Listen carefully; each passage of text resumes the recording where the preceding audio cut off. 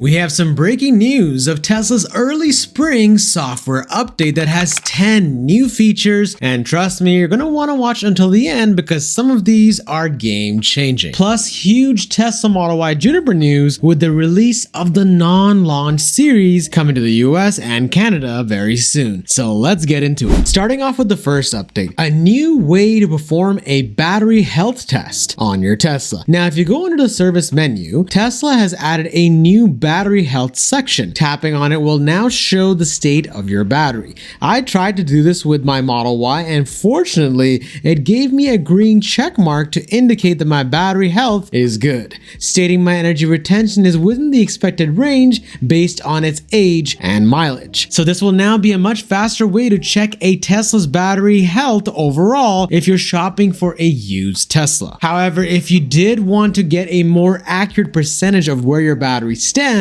you can hit the start the test button, but make sure your vehicle is in park, battery level is at 20% or less, and you have to be connected to a charging station providing at least 5 kilowatt of power for up to 18 hours. So realistically, still have to do it at home with your wall connector or mobile charger. Up next, Tesla will be adding the Early Access program. One of the most notable additions as part of these recent software updates is the direct integration of the EAP enrollment. And no, I do not mean enhanced autopilot, but the Early Access program enrollment. Until now, EAP participants who help Tesla test unreleased software and provide valuable data such as usage logs and vehicle data. Previously, people have enrolled through invite-only links or through external processes. This program was first introduced many years ago, but was very difficult to get access to it, and a lot of Tesla owners concluded it was abandoned in recent years. But the good news is it looks like the enrollment and the unenrollment will be accessible directly through your Tesla mobile app. The perk for you would be to also test out early versions of FSD not yet released to the masses yet. So if that excites you, consider enrolling when EAP does release on your mobile app. Moving on, we have the next update, and that is a supercharging queue system designed to manage high-demand supercharger stations more efficiently. Drivers may soon be able to reserve or extend their charging slots directly from the app. While this supercharger queue system is not yet active in the app, it was first announced as coming in Q2 in response to a suggestion from Drive Tesla on X. Tesla Charging on X stated, virtual queuing pilots starting in Q2 at select cities. Goal is a net customer experience improvement for the approximate 1% cases of a wait time. However, I can say during colder months, these wait times are a lot more common in Canada. Wider rollout this year if feedback is positive. We also continue to expand the network 20% plus year over year, closely tracking site level demand. Now, how all of these logistics of the supercharging reservations will work remains to be seen. If implemented well, you could plan your road trips even better by reserving superchargers along the way instead of waiting for ones to open up, making your road trip even longer. However, if poorly implemented, we may see some supercharger wars where people start stealing reserved chargers and a bunch of arguments ensue from there. Moving on to the next update, we have full self-driving subscription transparency. Tesla is also adding a welcome feature to improve FSD purchase transparency. The app will now show the exact version of FSD you would receive before confirming a subscription. Now, why is this important? Tesla releases certain versions of FSD or software updates in general based on the country or region you live. Up next, we have an improved Tesla Assistant.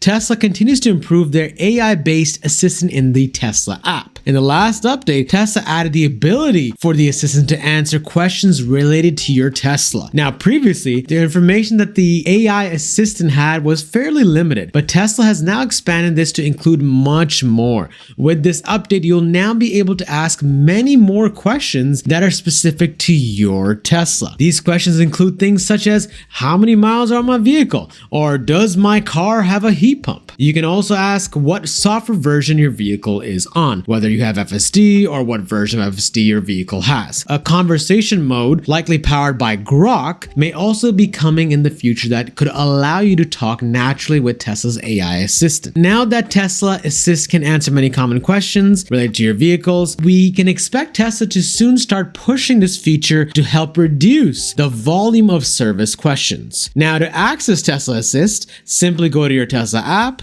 hit Service, then click Ask a Question, and you will enter Tesla Assist, where you can ask it any Tesla-related questions. You're welcome. Now, if you made it this far in the video, you know the drill. Comment the word update to let me know you're watching until the end, you absolute legend. Now, in this next update, I have actually already received it for my Model Y, and that is Tesla's camera visibility detection feature. Introduced in software update 2025.2.8, notifies drivers at the end of a drive if poor camera visibility is detected due to dirt, debris, or sun glare, for example, allowing you to review images in the service camera visibility section. Now, not sure why you would need to view these images, rather just use this notification to clean up your cameras if in fact they are covered by dirt. This is important, of course, to ensure the safety features of your Tesla like blind spot warning keep working. A small one, but a good one. Up next, we have app suspension controls. You can now adjust the Cybertruck suspension from your Tesla app. In addition now to the display screen, navigate to the controls section of the app, and you can now adjust your Cybertruck's height and choose from entry, low, medium, or high levels. However, in addition to the Cybertruck, the Model S and Model X may also get app suspension controls according to Tesla app iOS, since code and images for suspension controls are already showing up in the production version of the app. It's possible it's already being tested by employees. We expect that we'll see this feature enabled very soon. Moving on, we have service improvements. Tesla has made additional improvements to the service area of the app. In particular, the scheduling UI has been improved, making it easier to jump around and pick a date and time slot that works for you. On the service history screen, you can now also pull down to refresh. This update also includes several improvements to Tesla's service experience, which is something that people tend to complain a lot about. When images are required, the text will now appear in red. Service history will now show badges on the filter icon when filters are active. You can now tap on service details when a service is in progress. So great to see Tesla making all these improvements to service overall. Up next, we have a minor but cool update to Rainbow Road. Now, I'm not sure if you know about this Easter egg, but to activate Rainbow Road in your Tesla, engage autopilot 4 times in quick, rapid movements, tapping the drive stalk down. This will replace the standard blue road representation on the gauge cluster or infotainment screen with a rainbow colored path paying respects to Mario Kart while playing some random cowbell music.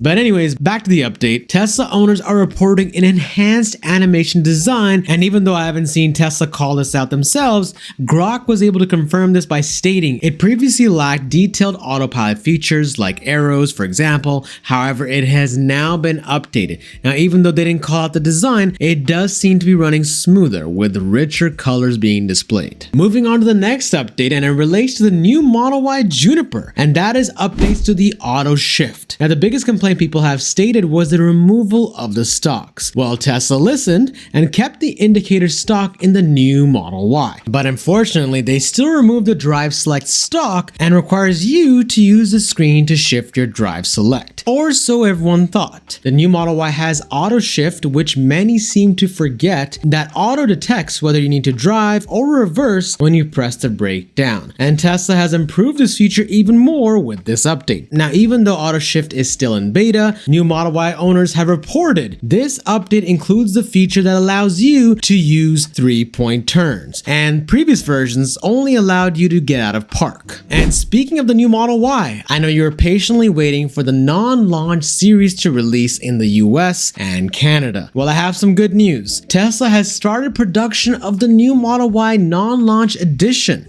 which is going to be cheaper without all the options. However, Tesla hasn't started to take orders yet. yet. Tesla opened orders for the refreshed Model Y in North America and Europe in late January and started deliveries in early March in the US. The only trim available has been the special launch edition version of the long-range all-wheel drive. It starts at $60,000, which is $12,000 more than the Model Y long-range all-wheel drive used to cost. But Tesla bundled all options together, like I previously mentioned, forcing all launch edition buyers to get the vehicle fully loaded, including the $8,000 full self-driving package. The launch edition also features special badging throughout the vehicle, along with premium textile trim and vegan suede for the black interior. However, now a new drone flyover of Gigafactory, Texas shows that Tesla has started to produce regular non-launch edition new Model Ys, as several new Model Y vehicles were spotted without launch edition badges. It seems Tesla hasn't replaced the dual motor badge,